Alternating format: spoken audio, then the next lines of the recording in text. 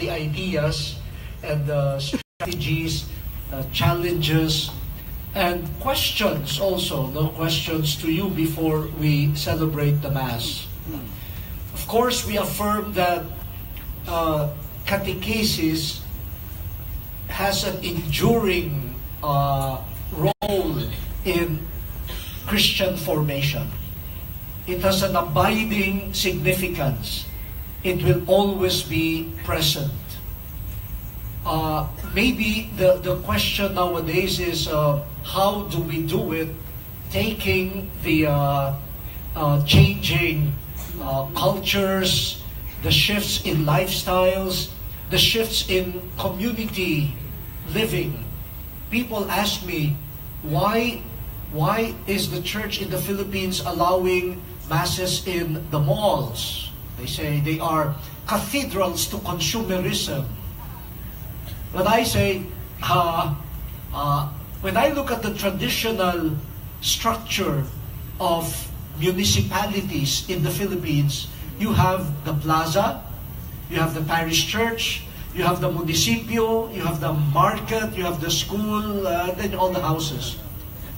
Where is the contemporary plaza? The mall. So, if that is the contemporary plaza, where do you have the church? Inside the mall. Because now there are many offices also inside the mall. Yeah, where you could renew your passport, you could pay your... So even community structures are changing. Now, where do you have catechetical lesson? Can you imagine Mother of Life with a section there in a mall? Right? If that's where the plaza is, if that's where people gather, if that's where the children gather, if that's where music is heard, if that's where recreation is had, no? Could we stretch our imagination? This is just one what do you call this? One example, no? Yeah. I promised them 30 minutes. So how long? How much more do I have? Yeah. And then also, no, looking at our young people today, I think one thing that turns them off. We had an informal survey of young people in the Metro Manila area, very informal. Then last 2 months ago, I attended a meeting of the Council of the Synod of Bishops as we prepare for the next year's synod on the youth. And there seems to be a congruence, you know. When asked what turns them off, what turns off the young people, one of the top answers here in the Philippines, in the Metro Manila area, is priests who always look and sound angry. And they say when they see a priest or a bishop or looking angry and speaking in an angry way, they said they turn off. And it's easy for them. You lose the catechetical moment. You lose the evangelical moment. And at the time when the Pope says, Evangelii Gaudium, the joy of the gospel, then the bringers of the gospel bring anger and the Pope has, I think, has put his finger, you know. He knows the culture. You know.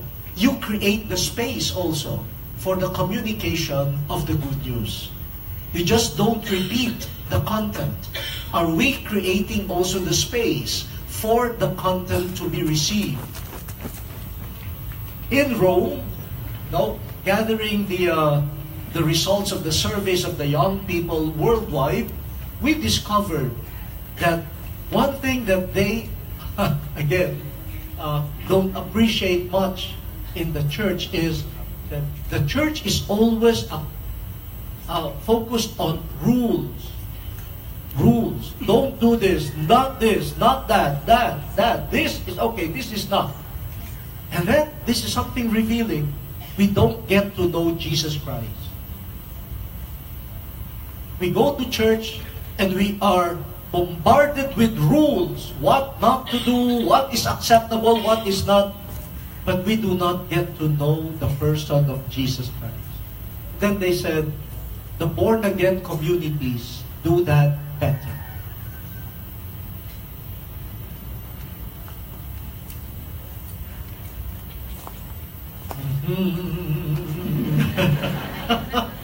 I think we need to listen. We need to, not that we have to agree, and there is a part of us that wants to defend ourselves, but yeah, we need to listen to and ask ourselves, how are we facing this important ministry? So young people are longing for encounters. They're longing for being connected all the time. That's why they cannot leave their cell phones, their gadgets. It's their way of getting connected with a living person. And it seems that in that context, if that context is available, then they start listening. They start listening to teaching.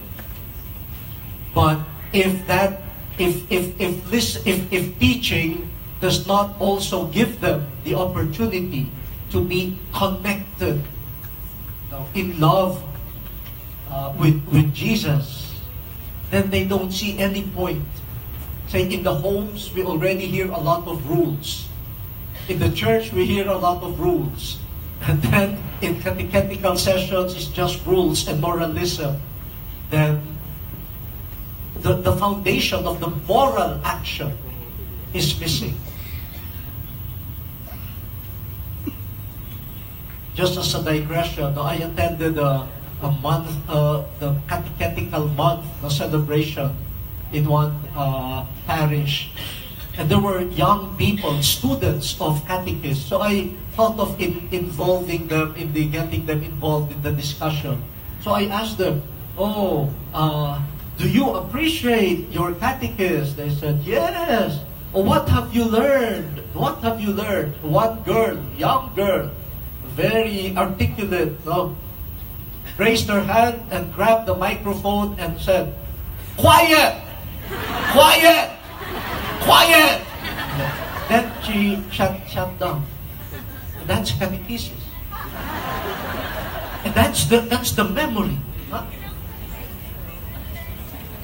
But if I were that girl, I would not go back to catechetical class. But I was surprised. And the catechists were there. They were also surprised.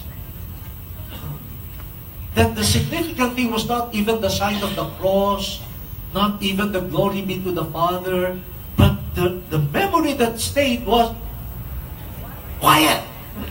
Quiet! Quiet!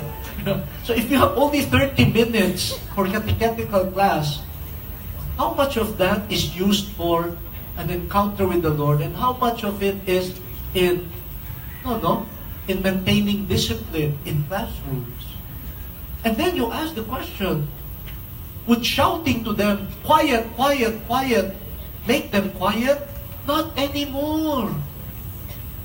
Not anymore. That type of approach reveals that the catechist or the teacher has lost touch with. That's why I continue teaching now. I see the difference. I started teaching in 1977. In 77, if I wanted the class to return to normalcy, they become abnormal once in a while. But I just clear my throat. And they knew what that meant. They're silent. Now I clear my throat.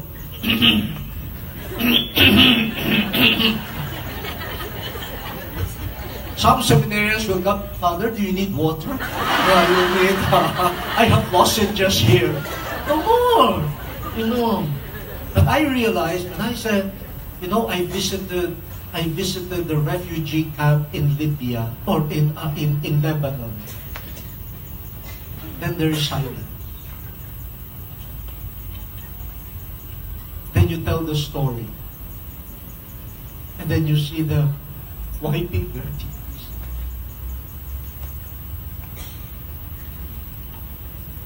You have created the space. And then you teach.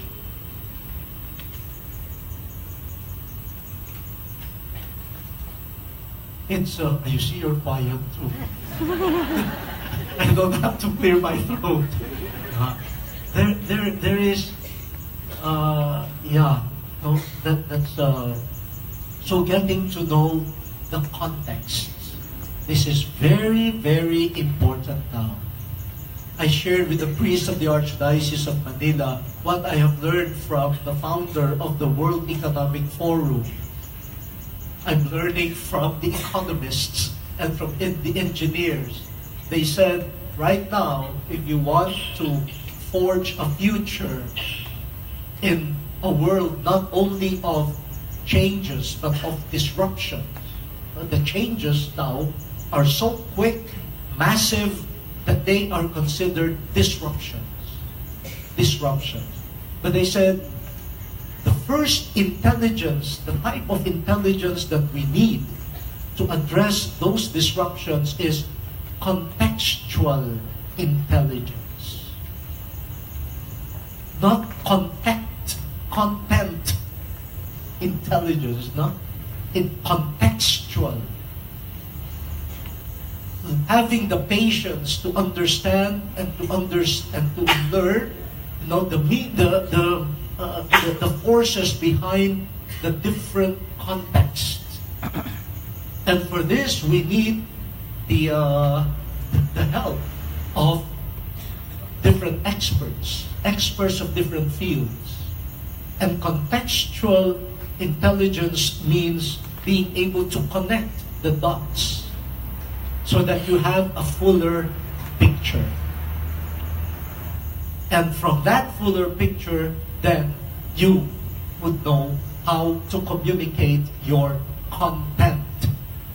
Otherwise, your content will land on rocky ground. You know? So it is your responsibility to learn about the context.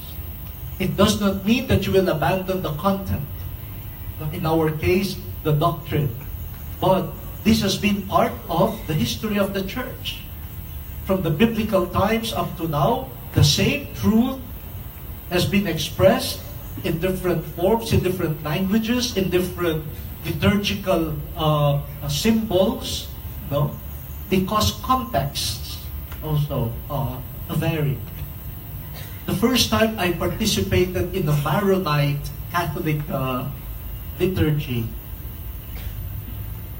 I was really moved. I understood some of the rituals of the Roman Catholic Church in a Maronite context. Like at the end of the Mass, we kiss the altar. But in the Maronite liturgy, they do not kiss the altar. The presider talks to the altar and bids goodbye. The presider thanks the altar, the symbol of Christ. Thank you for gathering us. Thank you. Now I depart. I don't know whether I would return for another Mass. But if I won't be able to return, I give you my thanks now. But hopefully we see you again. And we see each other again. Here. Wow! What? I said, my God! Here? And sometimes you are all in a hurry to get out of the vestment, that the veneration of the altar has become perfunctory. I needed to move to another context to understand what I have been doing the past 35 years. Then connect the dots. And now I am more reverential when I kiss the altar. And in my mind, I try to reconstruct what the Maronite priests do. Am I making sense? Yeah. Sige, sabi nyo. These are just, now, a few things that we have learned also from the Archdiocese of Manila and ICAM. No? I think the formation of catechists is really important. As we will see in the feast of today, what to be proclaimed, only that we have heard, seen, and touched. And our young people are longing for that. They want to see through our words, through our sharing. They want to touch. They want to hear. No? But if we have not seen or heard or touched, then what do we communicate? No? Even dogma is not about just an intellectual content. Vatican II stresses that the dogmas of faith are about God's revelation and the revelation of God's saving action. It is about someone, and it's about the dynamic love of this someone. Unfortunately, dogma has been associated with formulae and precise formulations. No? While that is true, they contain revealed truth about them. So the formation of the bearers of the good news is really important. The other thing is, maybe nowadays we need catechists who will also be creative. Creative in the sense of agile and flexible. Yes, you have a plan, but you should be open to context and also to the stirrings of the Holy Spirit, such that I don't get rattled if something crops up which is not anymore part of my lesson plan. No? So the formation in creativity and agility, that's how to survive nowadays. People with fixed mentalities and fixed views of the future will be stuck. You will be stuck, and you will be left behind. The world will continue developing even without us. So be agile and test it also in catechetical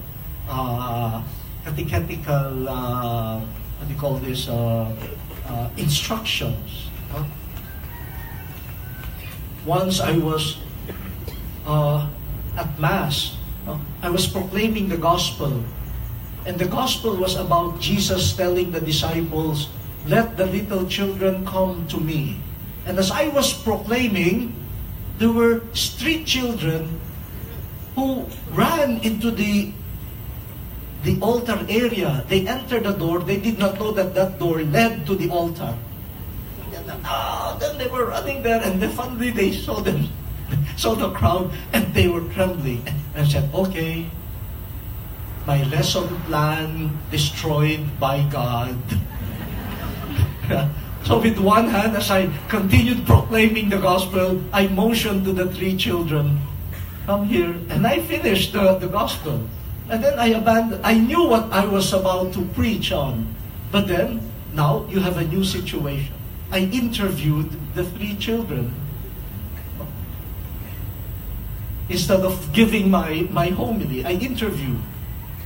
And I used as questions the basic points that I had already planned. And it ended up being a better homily with the three of them. They even received communion. I don't know whether they had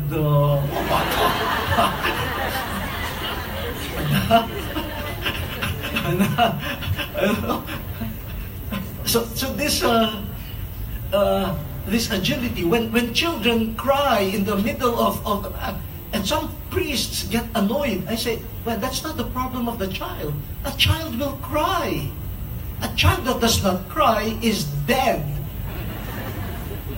But if a child cries, that shows that the child is normal. It is not the child's problem. It is your problem. How do you integrate that into your celebration? If you cannot, then what type of presider are you? What type of catechist are you? Why do you treat them as noise and not as an element that could be integrated into the way Jesus integrated His suffering into the saving action of God? It could have been considered a nuisance, but He integrated it. So this formation in agility. Another area is, classroom teaching is still important, and we will always aim at that. But still, even handling the classroom is quite different today than 50 years ago. But we also must already prepare ourselves to the non-availability of some of those classrooms and of those classes. Some school heads are not as friendly as before. No, not so friendly. So, for me, one image of the new evangelization is if the friends of the paralytic, they wanted to bring him to Christ. They could not enter the door, so they bore a hole on the roof. That's the new evangelization. Doors are closed, windows are closed, then open up the roof and pray. Don't lament. This is closed, this is closed. Come on. Look for roofs, look for other walls to open. Why waste your time lamenting and lamenting them? And in the meantime, many of the paralyzed are not lowered to Christ. Because you were not creative.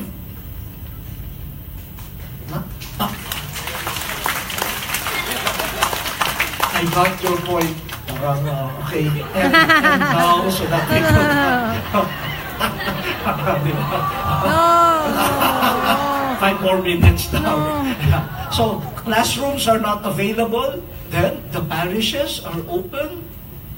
The neighborhoods are there. Families are there. There are other avenues. I was so happy to be invited to a feria organized by catechists. A lot of young children and youth in the feria, but the games were Bible-inspired. And even the songs, the songs were... And so there were moments of joy, and then without being too preachy, some of the catechists drew from the children themselves, what they understood of the message, contained in the songs, etc.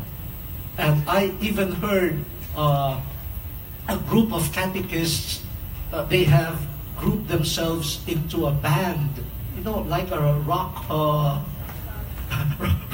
band, so that they could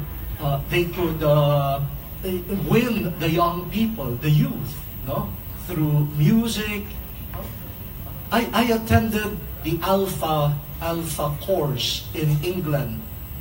It was started by the Anglicans, but now it has become ecumenical, And the testimonies, like one young girl who had been formed in what we could call catechesis, the equivalent of catechesis in the Anglican Church. Now, she is also a catechist, a minister. You know where she does her catechism classes? She goes to the ladies' room of a bar frequented by young people. Because she knew that that's a place where drugs, sex, all of these things are transacted. You have a lot of transactions. So she saw there not a problem, but a mission. So she would go there at 11 in the evening, stay in the ladies' room, and when young girls go there, she engages them in conversation. She has saved so many young girls like her. And said, wow. Aside from the mall, maybe some of the Mother of Life graduates could have catechetical classes in those most vulnerable areas. This girl was very creative. Very creative. But she had to, she said she had to convince her parents that leaving the house at 11 o'clock, and coming home at 2 o'clock was part of her mission. Family catechesis, the training of parents and grandparents, for catechetical instruction.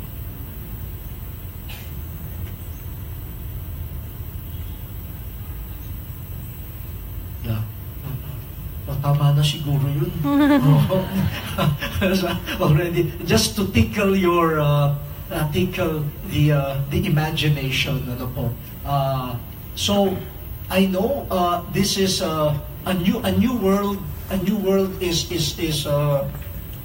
breaking open, erupting before us, and it is rapidly a world that is shaped by artificial intelligence. By 2025, many of the jobs that we have will disappear. They say even auditors will not be needed anymore. Programs, they said, will be more reliable in doing accounting rather than human beings who could be bribed.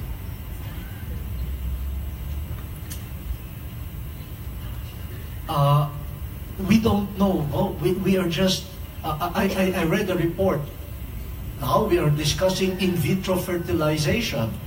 But they have developed a technology where they could get a skin cell from someone and in the laboratory turn it into a sperm,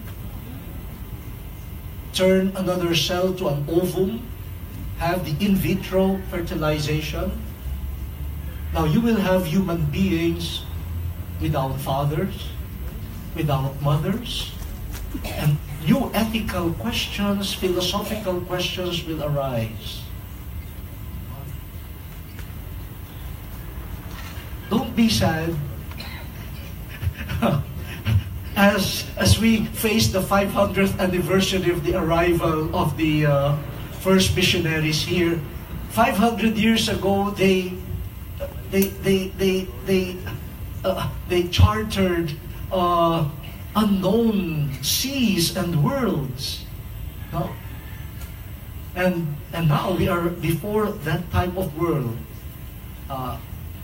Let us not look at it as a problem, but as mission opportunities. No? New territories of mission are being opened to us. We should get excited, but it would also mean that we should be agile and we should be able to grieve some of the things that we have accustomed to clinging on to and identifying as the way to be Christian. Maybe we would have to grieve and say bye-bye.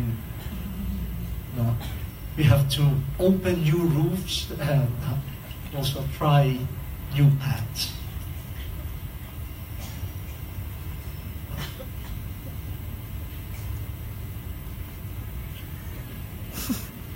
that's the homily already, no? So I don't need to.